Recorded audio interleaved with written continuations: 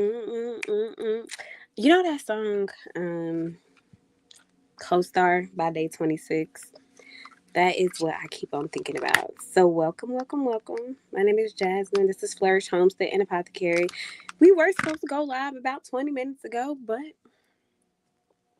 had to do my prayers, had to do everything else, had to get a couple things set up properly. Also wanted to add a couple of things to my altar and be ready to go. So right now, y'all just see me lighting some incense, getting everything ready to go.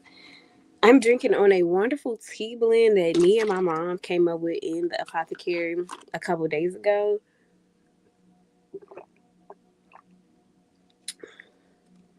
I think this might be a part of the blend. I think this might be a part of the shindig. We put our foot in this.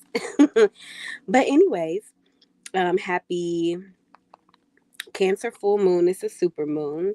We are also listening to 963 hertz up in this thing, better known as God's frequency. So what we're gonna do, we're gonna hop right into it.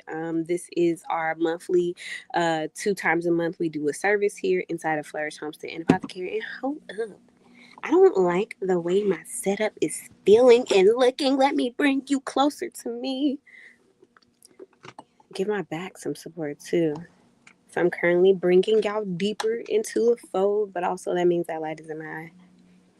Okay, so we are all ready to go. Okay, so we're going to hop right into it. Welcome to Flourish Homestead and Apothecary. I am Jasmine, right? And I am just the head creatrix in charge, your guide here during this Cancer full moon.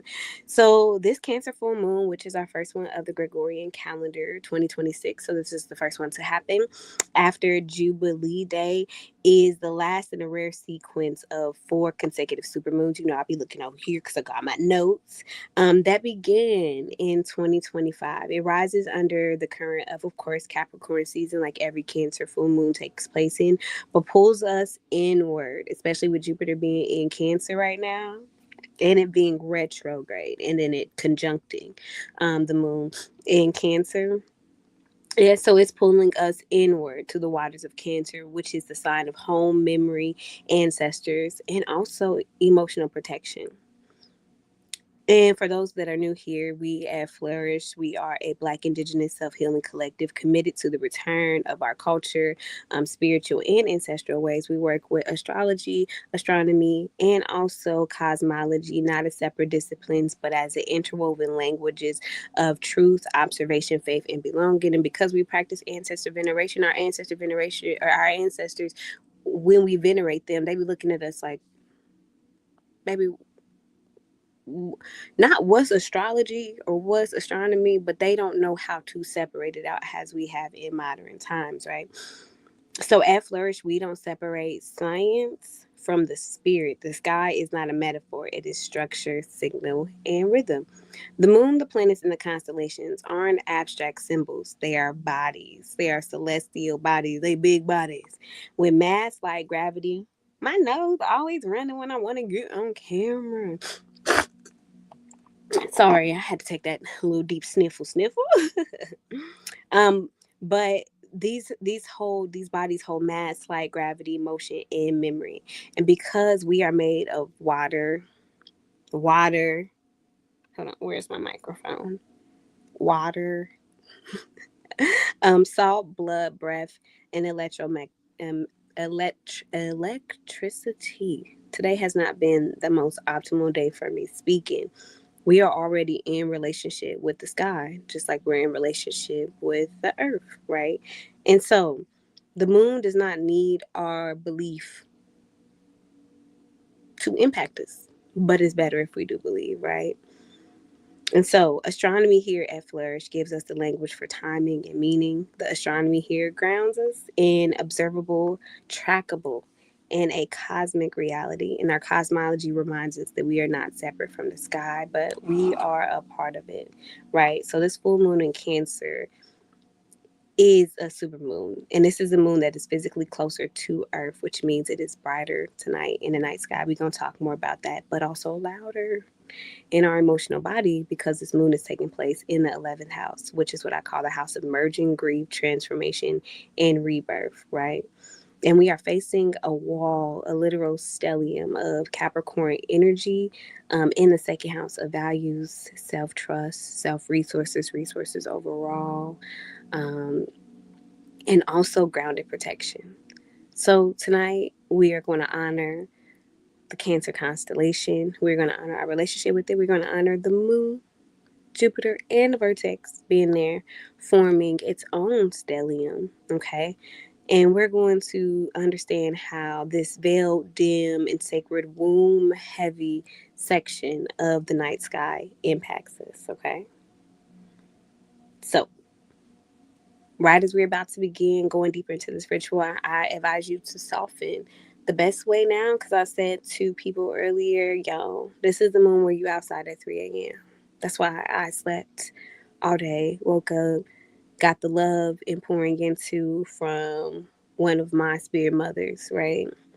Already went outside, pre-set everything up, showered, did my prayers, got my altars going, and now here we is up in here.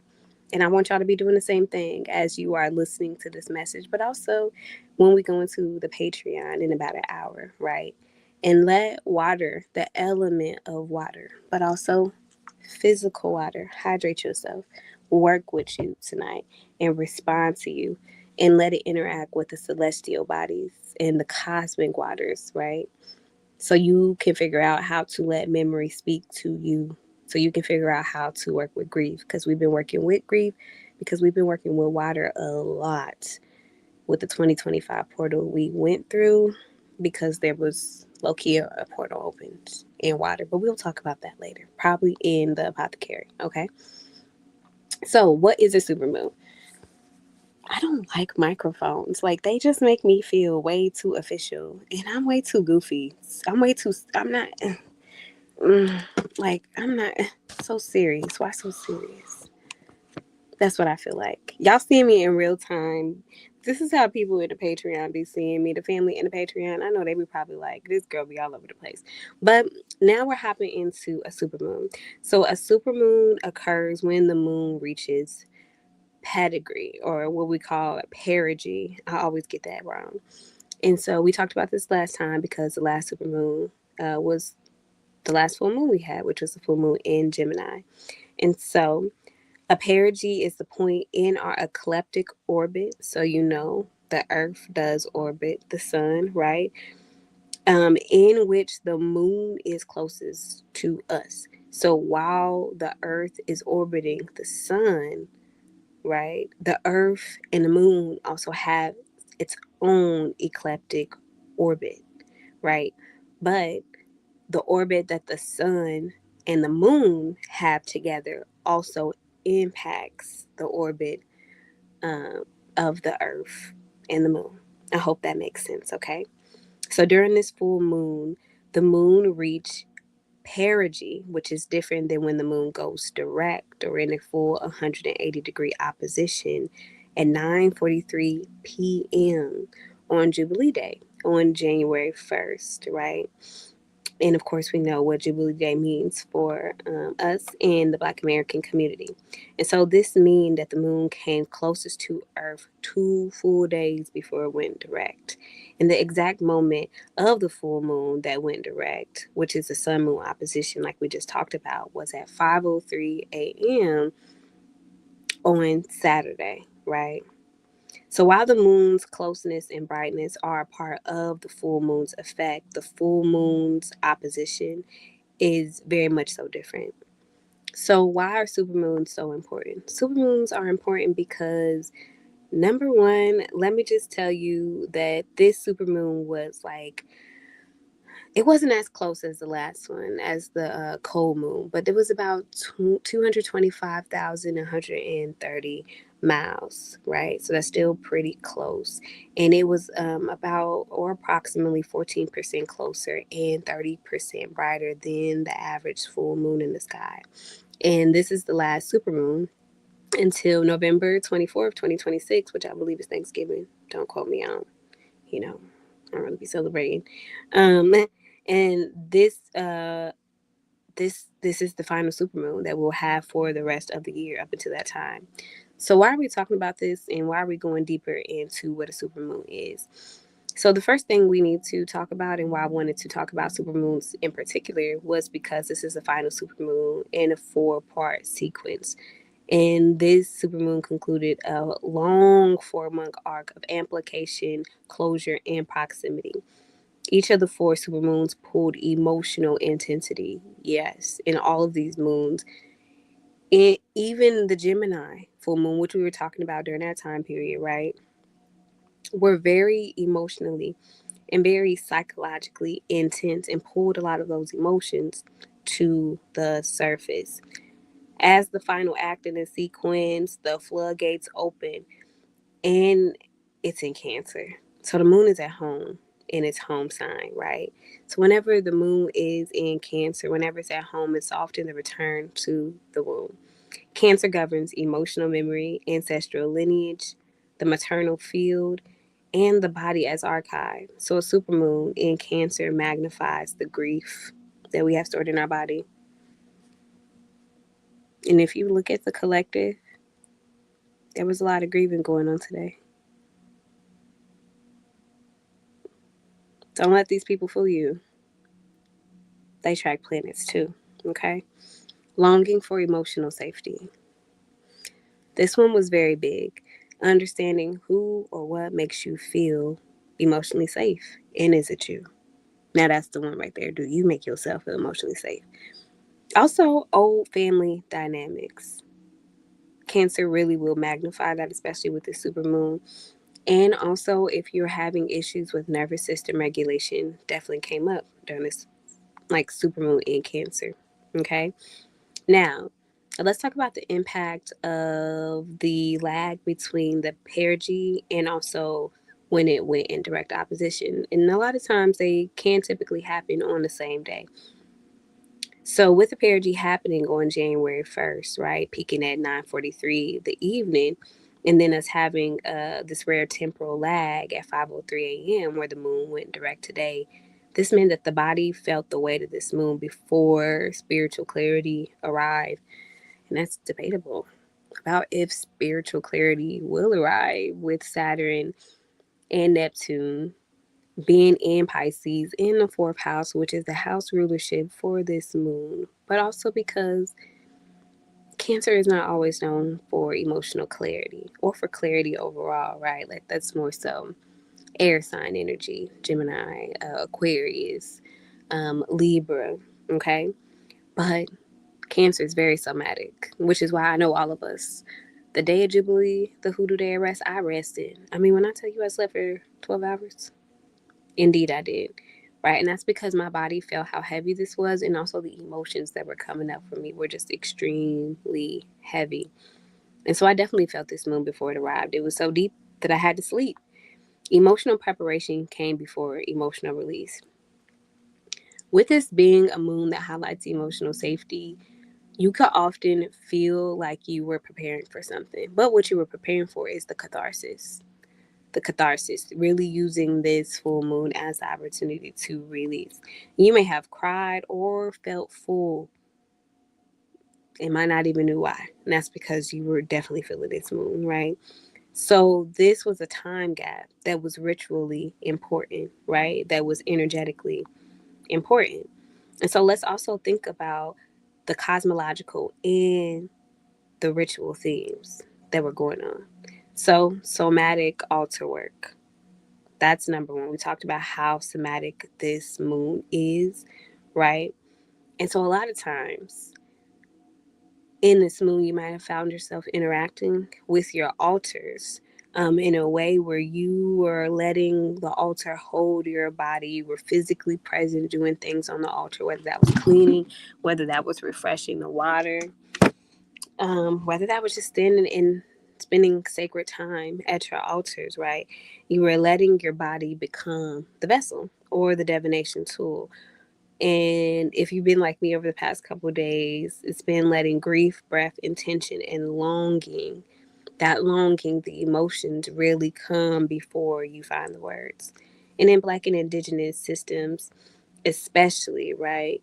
This is important because this moment of surrender where we just are is a moment where oftentimes our ancestors or the deities that we walk with, who are our oldest ancestors, they really come and they really spend time with us and often give us gifts of understanding right now. Okay. Also, let's talk about the fact that this moon took place, or the perigee took place on Jubilee timing, or Jubilee Day timing, right? So this is a signifier of emotional emancipation and also emancipation. I also say, I be saying that so country, emancipation, but also proximity, right? So the supermoon's perigee happened on Jubilee Day. It's not a coincidence. It means that freedom is not theoretical, in spite of what this world might be trying to tell you right now. It is ancestral, it's visceral, it's epigenetic. There's some other things I'm going to say, but I'm going to wait till we get into the Patreon, okay? This Jubilee Day connection with this Cancer supermoon is also the signifier that our ancestors are closer to us than ever before. There is no separation between us and our ancestors right now. So I just wanted to overemphasize that. And then when you add in the water energy of a Cancer full moon on Jubilee Day, Jubilee Day becomes a carrier of memory, a carrier of promise, and a carrier of unfinished work. Ooh, say that was my whole 2025. That's why that little phrase hit me. But also, this was not just astrological. This supermoon, this wolf moon, was a cosmological amplifier. So any workings that you do with your ancestors, any workings that you do within your spirit and religious traditions that are in alignment with your native culture, they echo further, they bind tighter, and they reveal faster. And that's why if you knew what I knew, you just better be working water. Like when you get off of this thing, you just better be out there setting you up some moon water. You better be doing some water wards. And if you don't know what warding is, you better, I ain't gonna say figure it out. Find somebody to guide you. We're gonna talk about wards eventually. And then you better set them up. But if you do know what to do, do that. Works with that water. Take the baths tonight. Mop tonight. Work with water. Okay?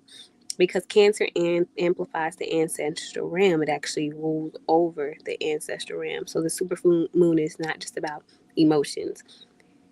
It's about your matriarchs and what they couldn't cry for. But ooh, I was just talking to one of my siblings about this. Okay.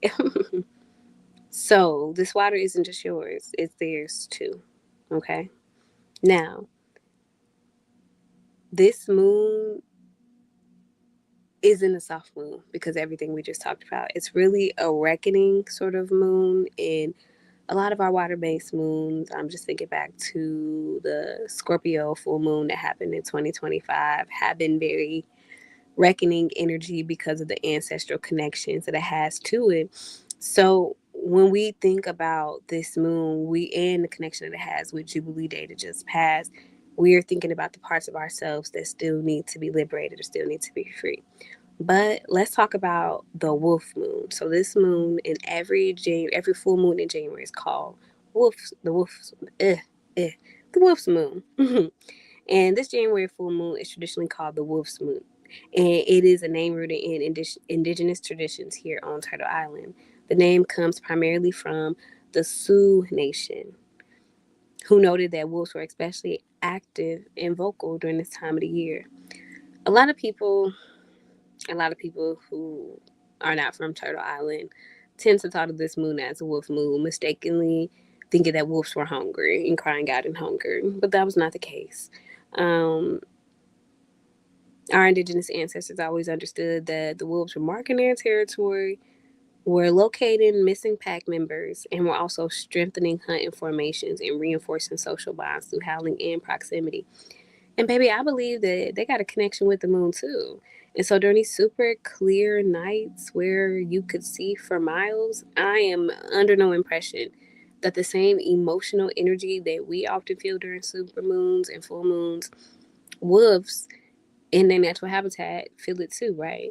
So this wasn't just about sound, and this is what uh, the Sioux indigenous nation of Turtle Island were highlighting by calling it the Wolf's Moon. It's not about sound. It wasn't even about hunger. It's about social order. It's about collective embodiment. It's about being in community. And it's also about survival because you know it's cold. And what is mammals going to do? Be close and all up under one another, the closest people that we closest to during the wintertime. The Cree called this moon the Great Moon, typically because of how clear it was with the winter skies during this time period, or the severe moon, because we are in the depth of winter. As you know, the winter solstice just passed at the beginning of Capricorn season. We're in the heart of Capricorn season. So this really highlights the harshness of the environment in which the wolf moon's name was cultivated in, or the severe moon's name was cultivated in. These names reflect the emotional and seasonal gravity of early Capricorn season, where survival, structure, and long term planning, become the dominant forces.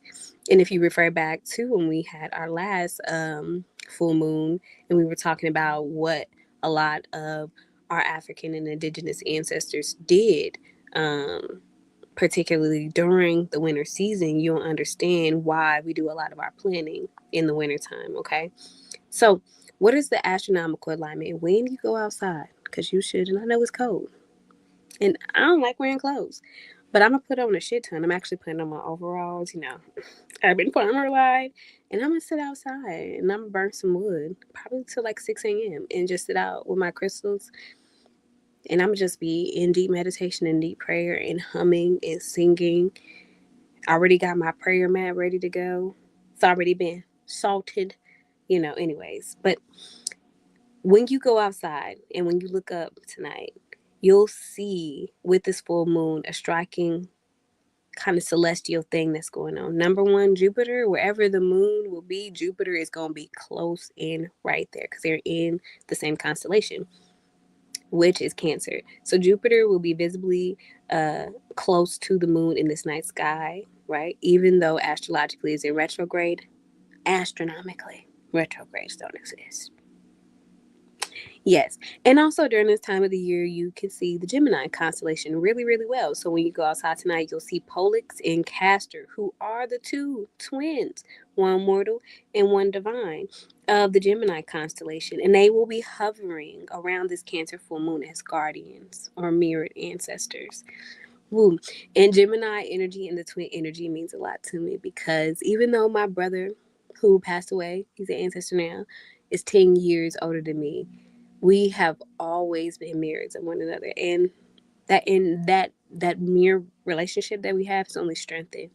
And so around this time of the year, I'm always very thankful to be able to look at Pollux and Castor because it personally reminds me of the relationship that I have with my brother. But this visual lineup of Jupiter, the moon, and the Gemini twins in near alignment with one another forms a portal that is rife with, I guess, memory retrieval, I guess is the best way to say it. Very clear, cognizant, very crown chakra, very um, archetype chakra, eighth chakra type energy. You can really call up those higher dimensions in the higher realms. You can really hear truth, feel truth. So clairsentience, clairaudience, clairvoyance, very high, right? Family pattern witnessing. So relationally, this moon is also very relational. I think Moon Omens is a fellow astrological institution that I like to read their stuff. Really talked about the social and relational components of this moon a lot. That wasn't our calling here in this container, but I wanted to highlight that and say that family witnessing and family pattern and family dynamics really are portals that are opening right now, and collective truth telling. We've been dealing with truth telling for so long, especially ever since that new moon that just passed not too long ago, right? And so, even though the moon is in Cancer, it shares the sky with the Gemini constellation and part of the expansive and divine timing energy that makes up Jupiter, or that makes up the meanings that we assign or we have with Jupiter. So, what does this mean from a cosmological perspective? That the moon's fullness, or the moon marks not only fullness but coordination. That the way that the wolves move as a pact, when we're talking about this also being called the wolf full moon, and the way humans also restore their spiritual pack order by spending a lot of time with each other, telling stories, and planning this year. And it's often the reminder, because all this energy is happening after Scorpio season, because even though we just started a Gregorian calendar new year, and we, as a different form of timekeeping for Black Americans, just celebrated Freedom's Eve and Jubilee Day, it is not the natural or the astrological new year. And so Capricorn season did come after Scorpio season, which means the veil is thin. And I keep on saying this, but the ancestors are around, and the ancestors are close under this moon. And they are calling you back home, and they are naming what's missing, and they're really working with you through that clear cognizance, that clear knowing, when you really spend time with them, the strategies that you need for the year ahead. So in this case, just like the wolves have a den, your altar, particularly your ancestral altar, and the connection that you have with your matrilineal line, becomes a den, right? And it's a place of locating, organizing, reclaiming, and proclaiming. And I'm not saying proclaiming like work with this like it's a new moon. I'm saying understanding, since you done cleared that road, since you done did all that work on Freedom's Eve, and your energy's real clear right now, you're understanding the energy that's heading your way. Okay?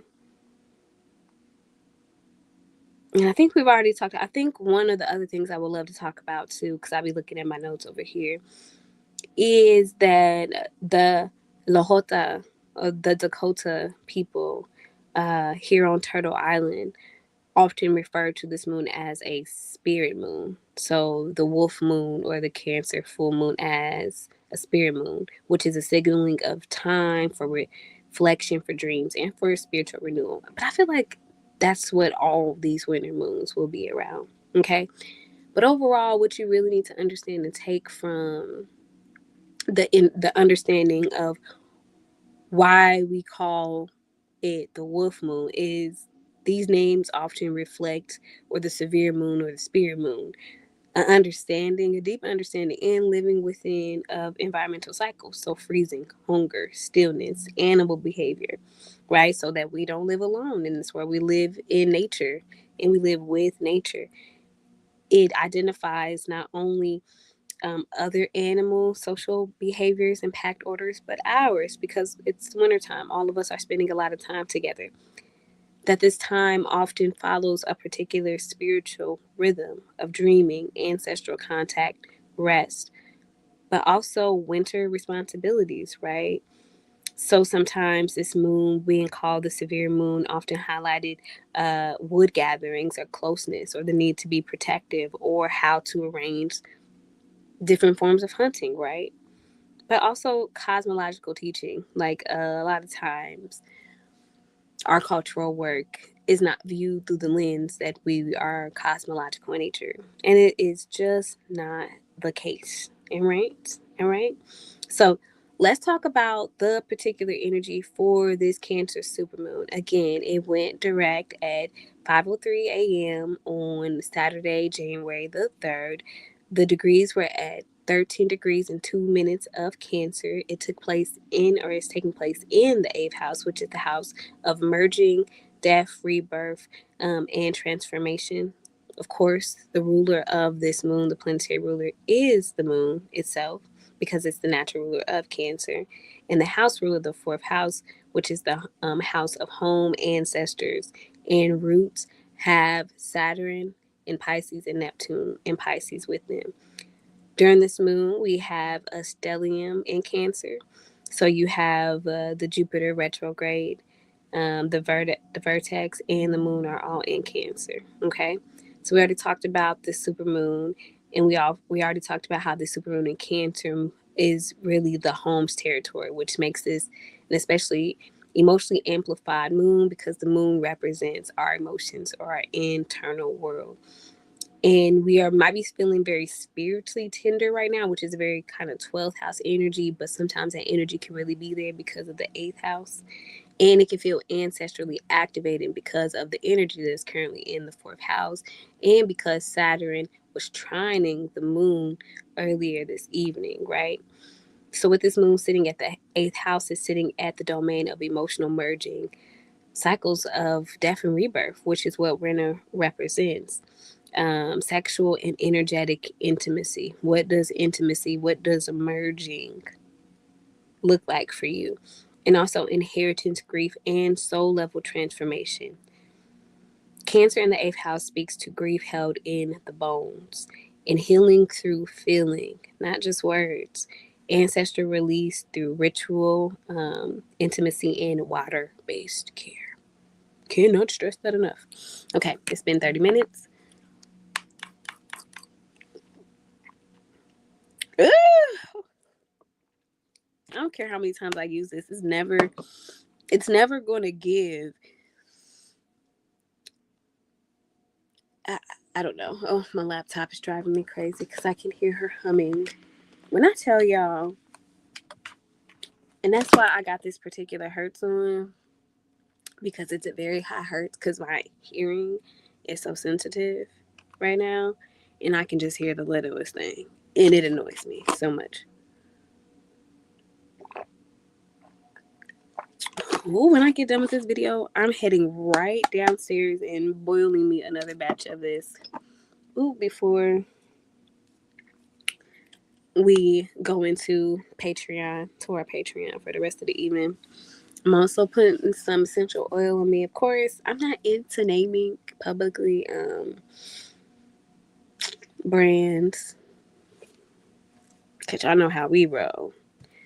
And pay the community or don't say nothing at all. But I can tell you that what's in here is sweet orange, lavender, lemon, thyme, tea tree, eucalyptus, and rosemary. And I'm putting a little bit of that on my feet because this is a very medicinal oil. And then there's one that I really like to use a lot that I like to breathe in. And this one has in here orange, lavender, patchouli, peppermint, basil, chamomile. So both are very complementary because they have a lot of the baseline, but they do slightly different things.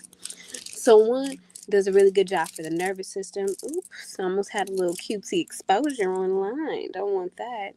I'm gonna hold this too because y'all might have gotten the better end of that from the microphone. I'm not good with microphones. But anyways.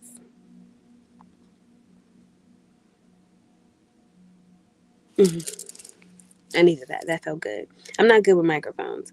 But with these essential oils and everything else and getting myself back together because we don't want no slips online. Ugh, ugh, ugh.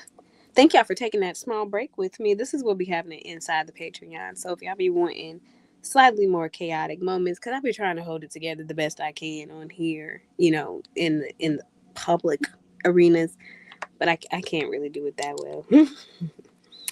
Okay, so who will feel this moon the most? Since this moon is taking place at 13 degrees and 2 minutes of Cancer, who will feel this moon the most are cardinal signs. Cardinal signs are Aries, Cancer, Libra, and Capricorn, and especially people with the second decan placement. So that is 10 degrees, between 10 degrees and 19 degrees. 1 second, I have to cough really badly. I didn't even realize it.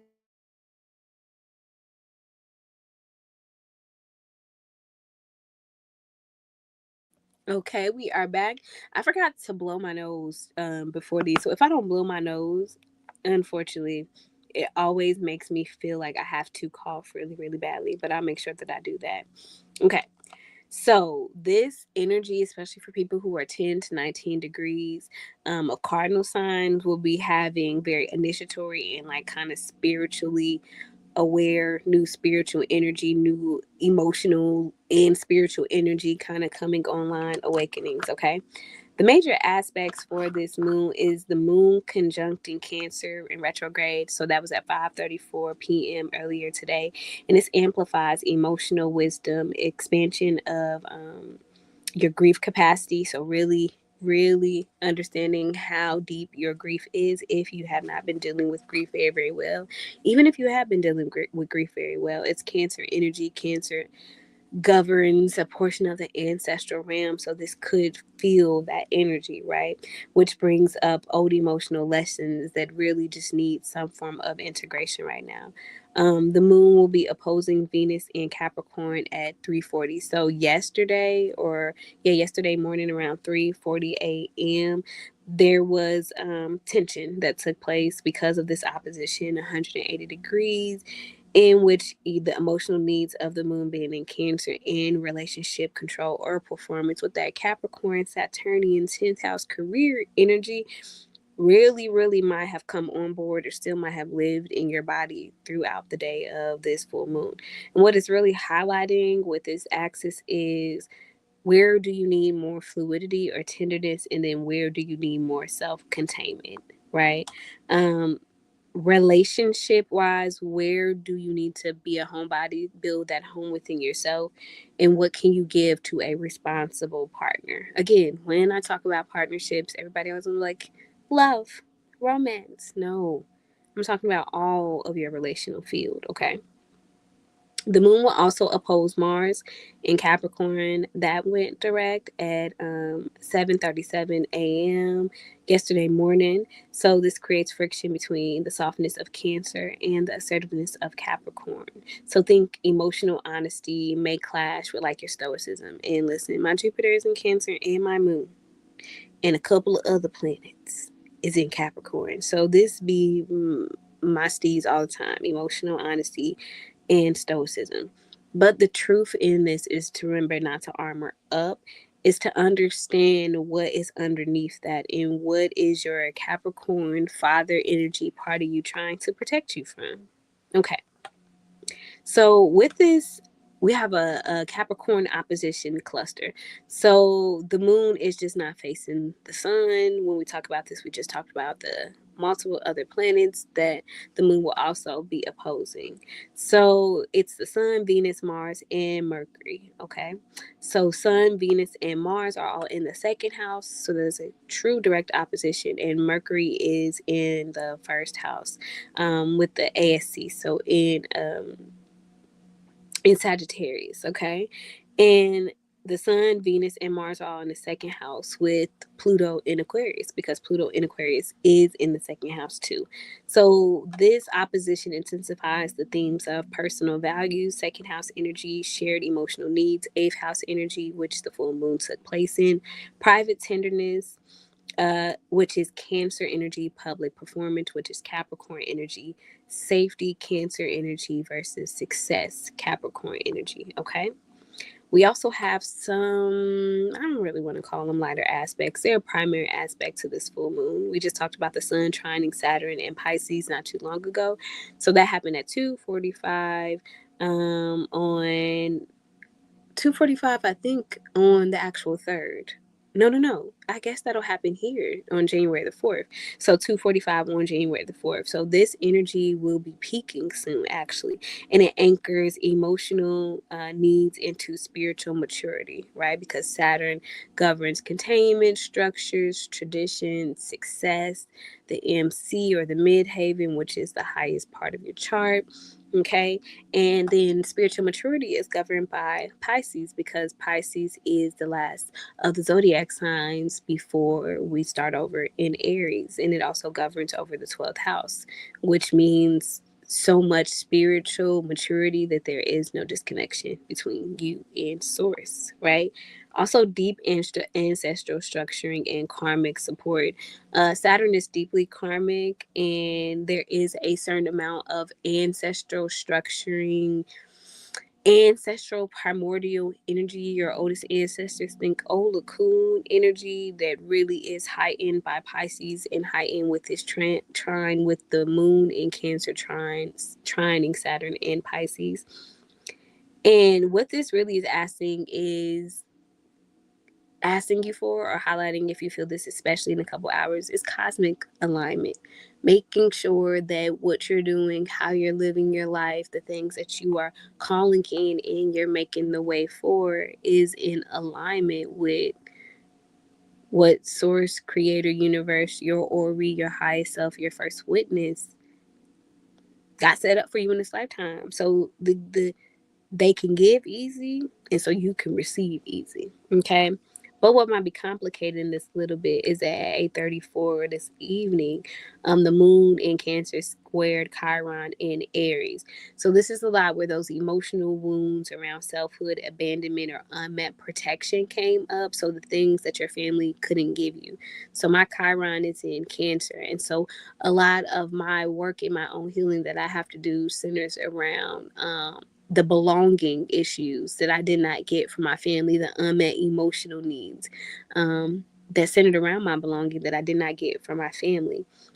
And so I say all of this because with the Cancer energy being here and with a moon in Cancer, squaring Chiron in Aries, really those big emotional wounds around selfhood, around what it means to be abandoned. And this is even more so perpetuated by the fact that Saturn, and that governs karma, or the things in which you might not get any help for, that you might have to build the skill set for brick by brick. It really might come up during this full moon. So watch for defensiveness, but also watch for wallowing in your own pain. And know that the healing is staying soft, living with your emotions. When that Aries energy comes up, knowing that your emotions ain't going to take you up out of here. Right? And just knowing that all emotions will pass. So I wanted to over highlight that, okay? So this moon is asking, where do your emotions go when no one is watching? And what is rising that needs to be felt all the way through from the rooter to the tutor? Right? And it's a super moon in the moon's home sign.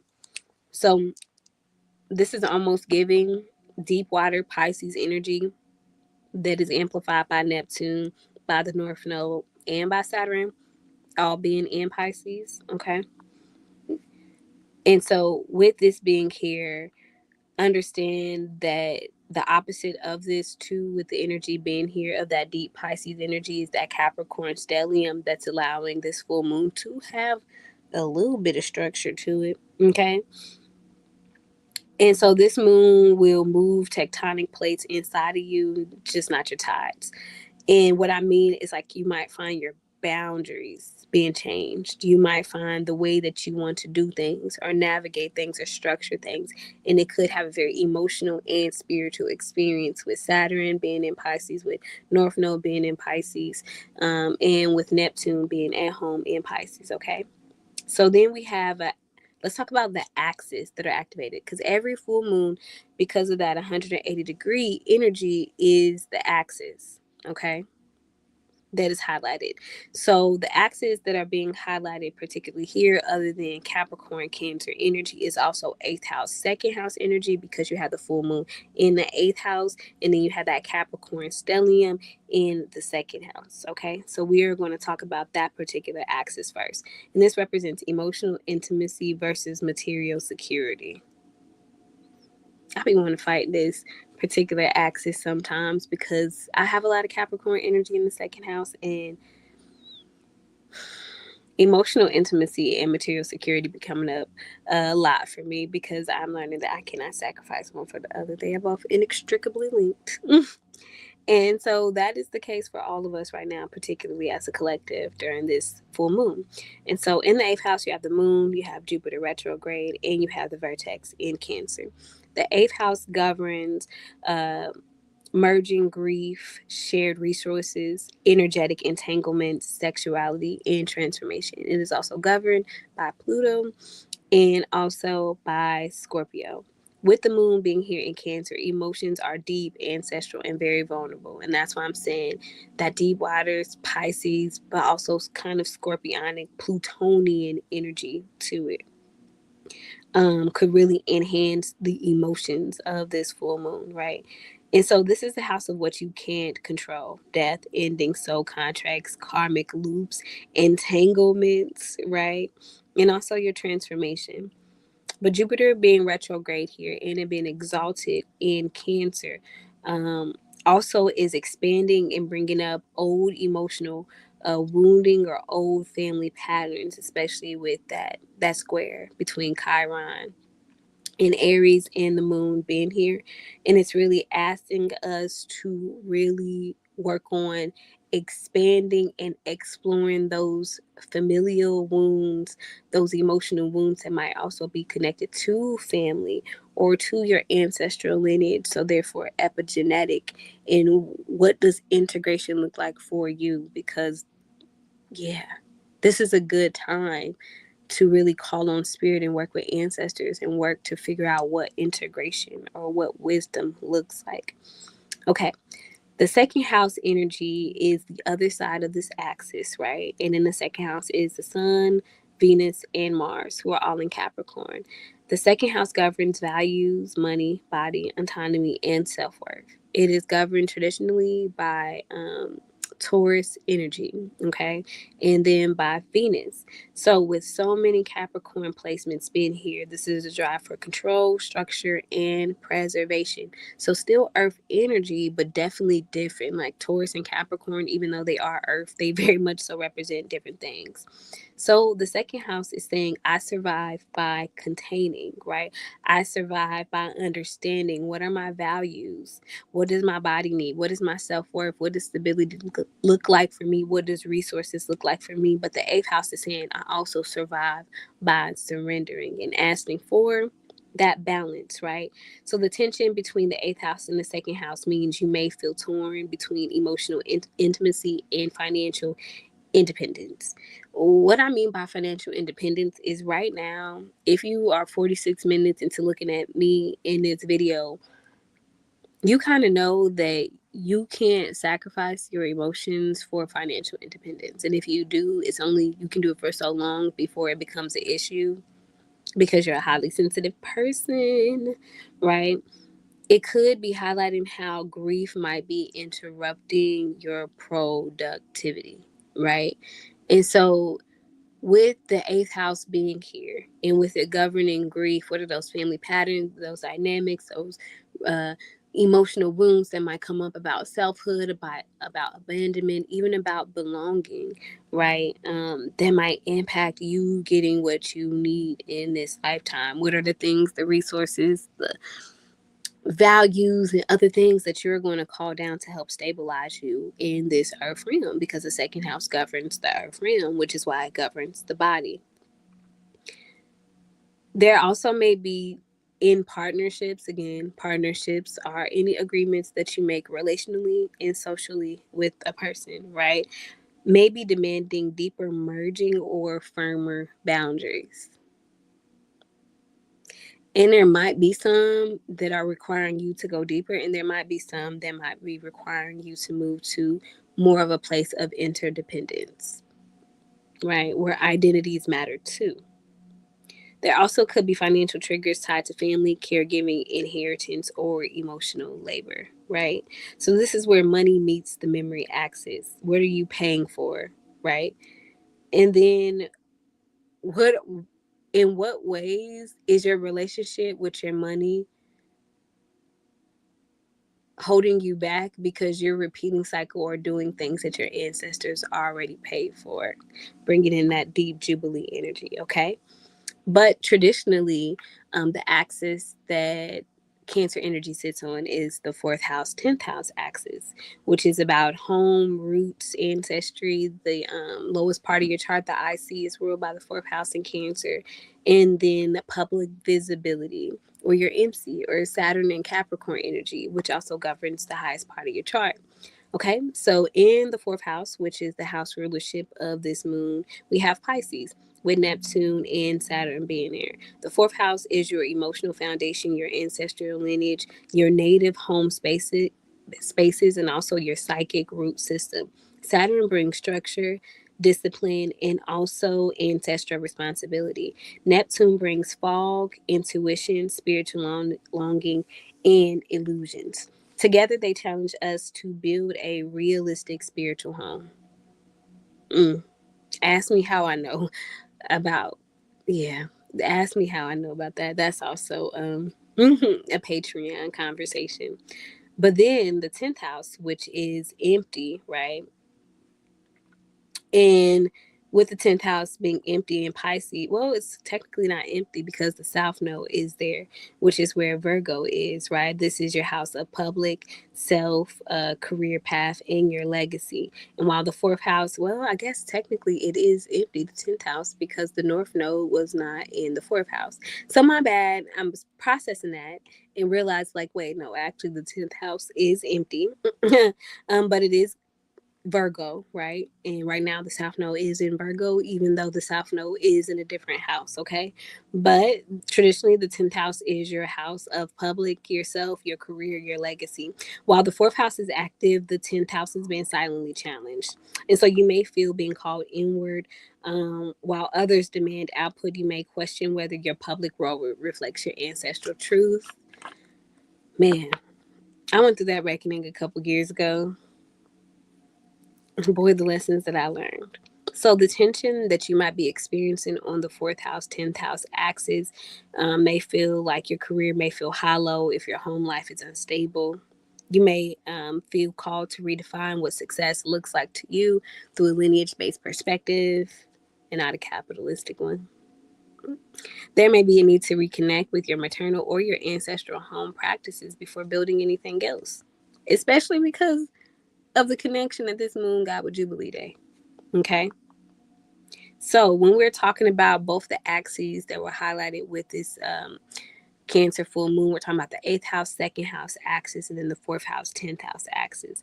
And together, both of these axes really do highlight two major tensions, which is about emotional vulnerability and material self protection. So the 8th house, 2nd house, and also ancestral truth and external performances, so fourth house, 10th house energy.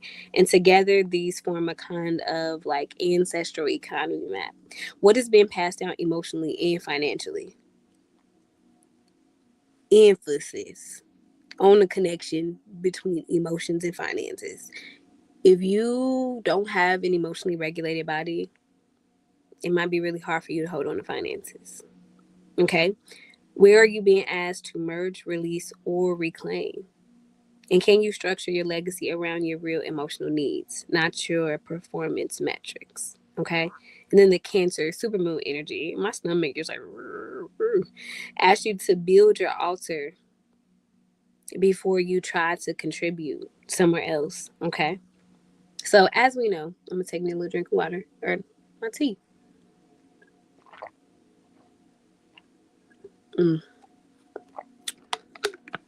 And even though ain't no apple, and that's why I'm saying this particularly, ain't in that tea. When I tell you, child, it has just a hint of the most refreshing, like sweet apple that's really giving Ohio vibes. But what we're going to talk about next is the Cancer constellation because it is a real place. It is a real place. Okay. Okay. So, and when we talk about this is from a co-weaving perspective that kind of sprinkles in astronomical, astrological, and a cosmological lens because I've been telling y'all for forever that that's how I read. Okay. So, the Cancer constellation is very, very dark and is often overlooked, but it is unmatched in ancestral depth. It is known as the womb house of memory. It resides in the sacred quadrant of the northern sky, nestled between Gemini in the west and Leo in the east, and neighbors around constellations such as Lynx, Canis Minor, Hydra, and Monoceros.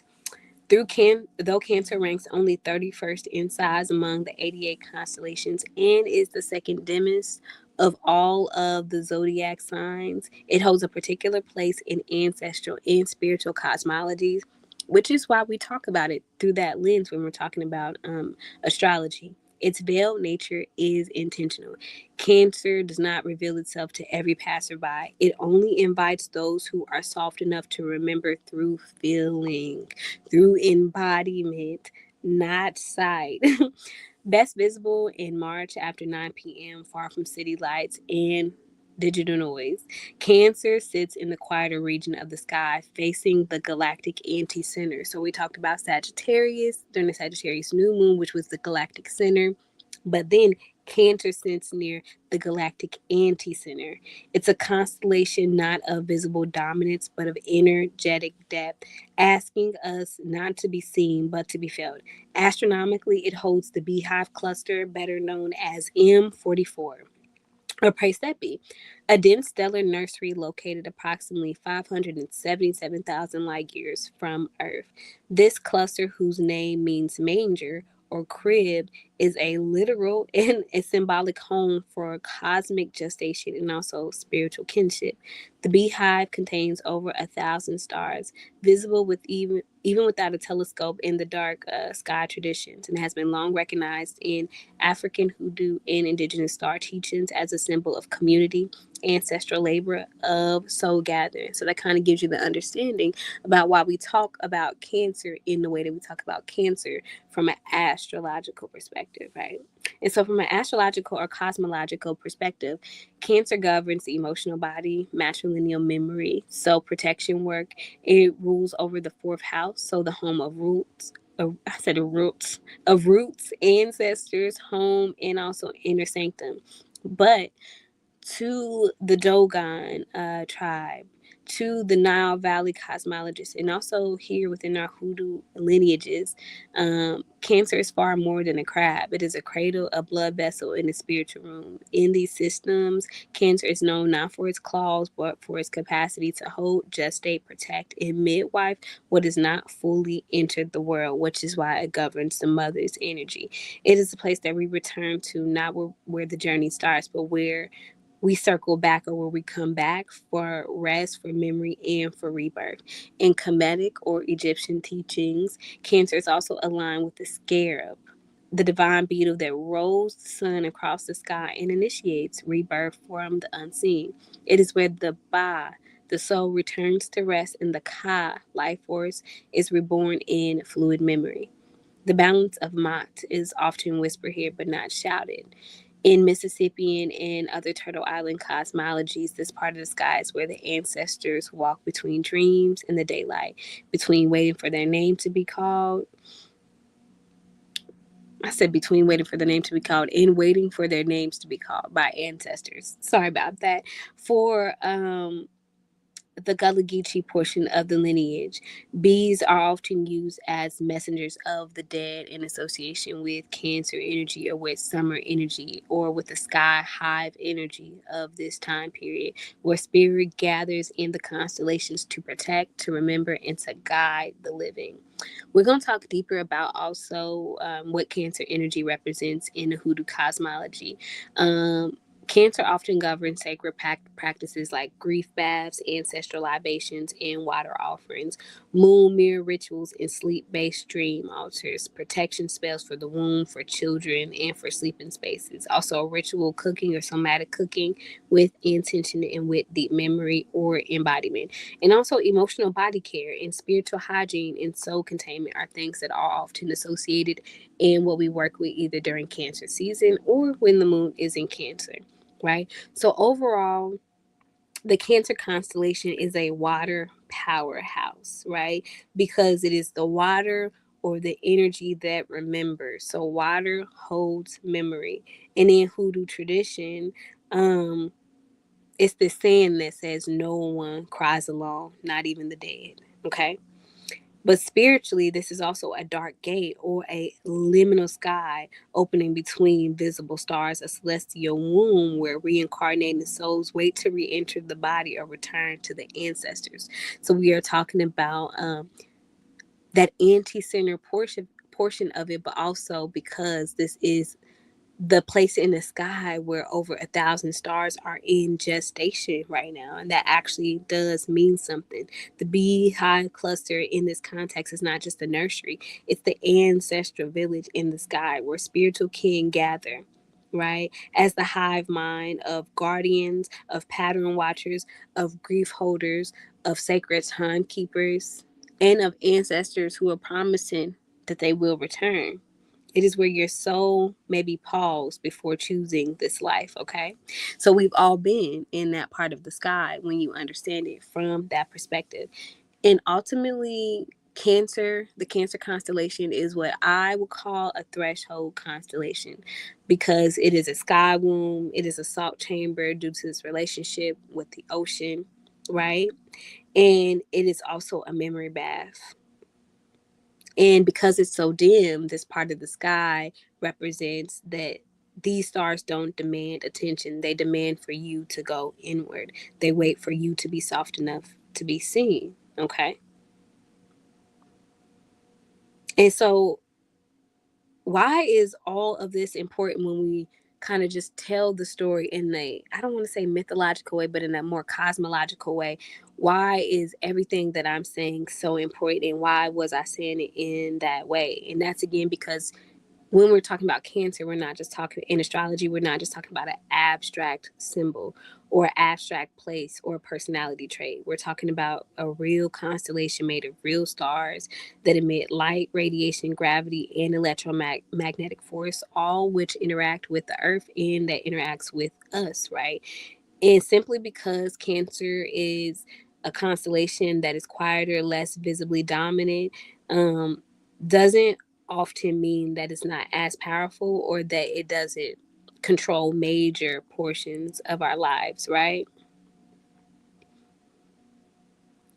And so when we are talking about Cancer, um, from that perspective, what I often want us to think about is some facts, I guess, more so about Cancer's energy.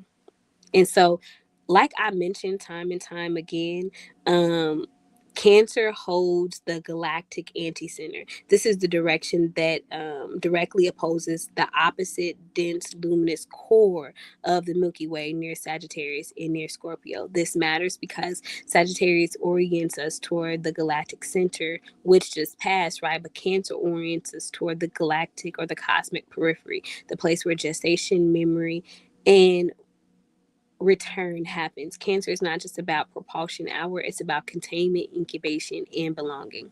So let's talk more about Cancer and the galactic anticenter. Astronomically speaking, Cancer faces away from the Milky Way's brightest star fields. It's in the region of relatively darkness and quiet, and that is a place for formation or for that kind of beehive cluster to really be. From a physical and energetic lens, the galactic anticenter represents rest, dispersion, and integration. It's where matter thins, cools, and reorganizing, and where stars are not being violently born or destroyed, but being held and cultivated. Cosmologically, this is why Cancer governs the home, refuge, emotional safety, ancestry, memory, and often gestation before emergence. Cancer does not aim us again toward everything around us. It gauges us inward. And then I want us to think about the fact that Cancer, when we're talking about the ecliptic line, is between Gemini and Leo. So that means in the sky, Cancer sits between two very different constellations. You have Gemini to the west or to the left, which governs language, communication, um, cognition, duality, and also exchanges of information. Gemini speaks, names, and interprets. But Leo, that sits to the east or to the right, governs visibility, authority, creative expression, leadership, and the radiant self. I just be feeling like this little baby microphone don't be working sometimes. But I could be wrong. I could be literally yelling at y'all right now. And so, again, Leo governs visibility, authority, creative expression, leadership, and the radiant self. So, Leo shines, performs, and asserts. And Cancer sits between both of them as the container. So, astronomically and also symbolically, Gemini speaks, Cancer holds, Leo expresses. So, you cannot expressed safely in Leo without first being held in Cancer, right? And the language of Gemini without emotional containment simply becomes noise. So Cancer is the pause between thought and action. We're going to talk more about M44 or the Beehive Cluster, which is Cancer's stellar heart. I know y'all be like, girl, you've been taking us on an astrological journey. And yes, I do. And yes, I do. And it'll be over soon until we go to the rituals, the workings, and the routines. But when you come here, you're going to get a comprehensive. It's going to be comprehensive. All right. And so, like we already talked about, it's one of the Demis zodiac constellations, but it houses the M44 cluster, which is, like we talked about, located about 577 light years away from Earth. It holds over 1,000 stars, and it is one of the closest open star clusters to our solar system, right? This has been known, and this energy M44, the Beehive cluster, has been known since antiquity. And this was before telescopes too. So even when, well, it was a little brighter. It was a little brighter than what it is now. Between the pollution that we have and also because it's getting older, we can't really see Cancer as much anymore, but we have absolutely known about the Beehive cluster since antiquity. So I wanted to say that. And again, this cluster is a stellar nursery. It is a place for stars to go and form once they are birthed. So when we think about this from a cosmological perspective, we think about it in a way that Cancer is not empty, it is very communal. And the Beehive cluster really represents this through shared origin, collective care, and also stars born in relationship. So in resonance with one another, not in isolation. This is why Cancer governs family, lineage, kinship, and also structures, and not sentimentally, and sentimentality, not structure, like Saturn. Okay. And we know that Cancer also governs the summer solstice, which is what makes it a cardinal sign in astrology in the northern hemisphere. And this is where the sun reaches its peak and begins to turn back toward darkness. This, therefore, makes Cancer a threshold sign. And this is why it governs emotional integration, memory preservation, tending that has been grown, and decided what deserves protection. Cancer does not push forward blindly, it asks what must be cared for life to continue. And so, why does all of this, the cosmological, the astronomical, and the astrology, matter? And why does it matter even when we're talking about how to get through a full moon in Cancer? And that's because we don't treat astrology here at Flourish like a symbolic fantasy. We understand everything that we just talked about doesn't happen in a vacuum, okay? And so the best way we can understand this energy is to often understand where this energy shows up in our chart, right? So natally think about where Cancer energy is in your chart. Think about what planets Cancer energy is in, what house is governed by it, where it is in your fourth house. Is Cancer in your fourth house, right? In the case of this full moon, also what is in your eighth house? What is in your second house? What is in your 10th house? All of those are having conversations right now, okay?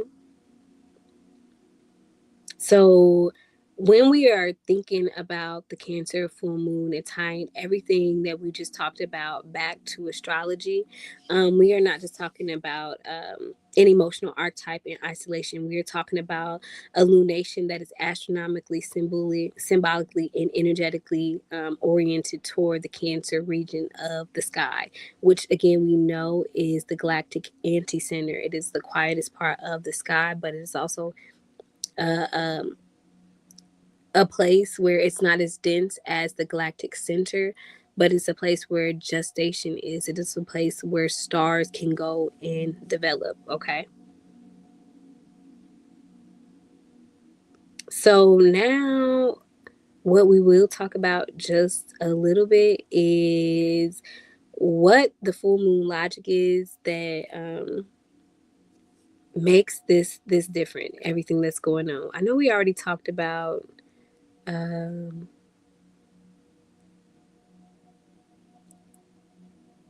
And from a different, I'm going to just go into the aspects because I think that's what really we need. Okay. So we semi talked about some of the axes and the interpretations. What time is it? You know what, y'all? I'm going to save the aspects in understanding Cancer energy more, and when the moon is in Cancer for us in the Patreon. And I'm also going to make sure before we get out of here that based on everything that we have been talking about,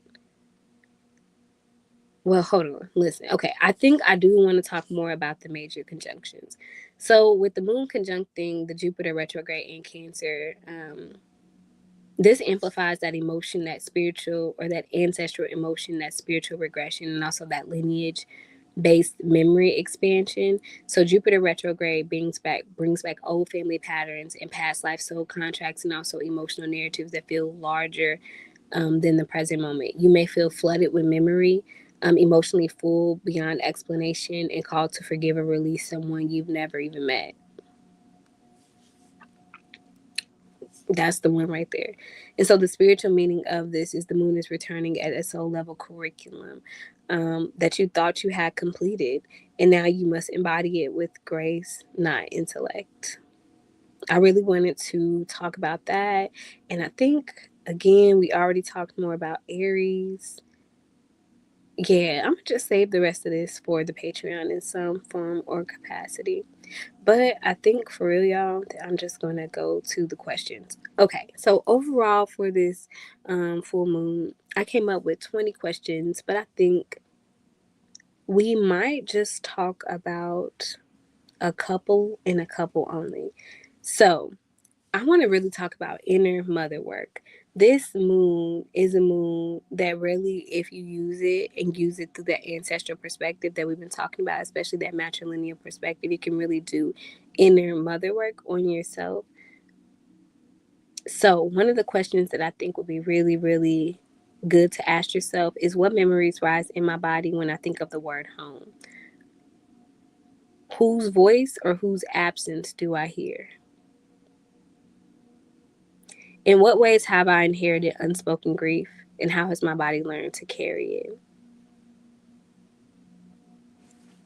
I think I'm going to ask one more, and that is, what emotional patterns have surfaced that you feel ready to work through instead of trying to fix it or avoid? All right. Yeah, I think I am not going to give any more of the questions. I think y'all just going to have to hang around and come into the Patreon. And typically, I post the questions a couple days after the full moon and the third tier of our Patreon. All right, y'all. So I'm going to take a couple minutes break for the when we are moving into the Patreon, but I know for sure what we will be talking about in there is using water as a codex. We're going to be building that out. We're going to be understanding water on the elemental level, and then why it will be important for us to use water to either do spiritual baths, putting water on your ancestral altar, sitting outside, and collecting moon water, collecting moon water, collecting moon water, collecting moon water, collecting moon water. All right, y'all. I'll see y'all in about 10 minutes inside of the Patreon.